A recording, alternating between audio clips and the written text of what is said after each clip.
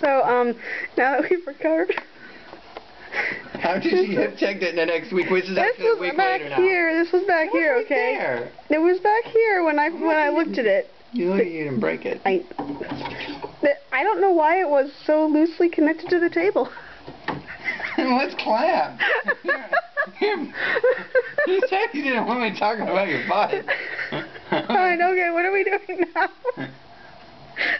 Criticizing my loom technique, obviously.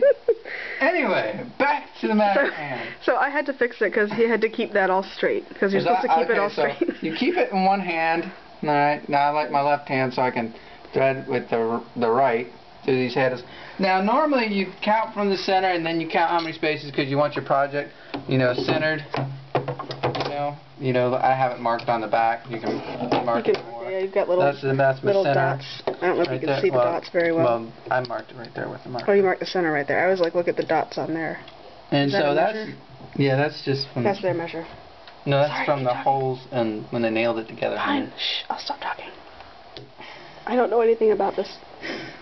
Okay. I'd knock it over and break stuff. Show how to break it.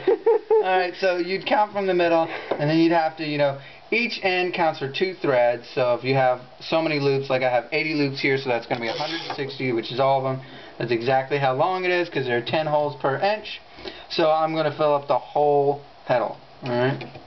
So I don't really which means one of them is going to be on the outside, isn't it?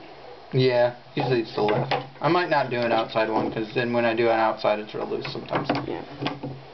I'm thinking about not doing it this time. Okay, so just leave out the last loop? Yep. Alright. So now we get to do this, so I'm going to need to cut my ties so I can start doing this.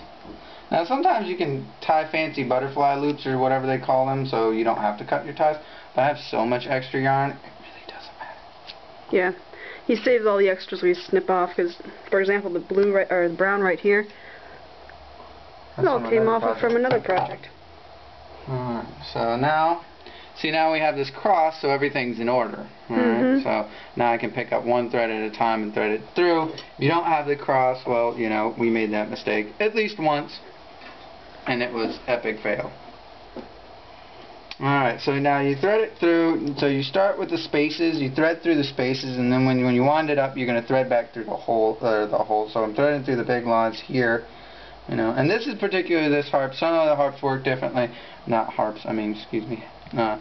looms with a rigid heddle. This is pretty much how you do it. You had 2 heddles, which is a little bit more complex. Did you want this on first or after? After. Okay. Because it goes first. Alright, I'll well, put that one on first. Uh-oh, I need to start deleting stuff too. We got 3 more minutes. Uh-oh. Quick! Quick!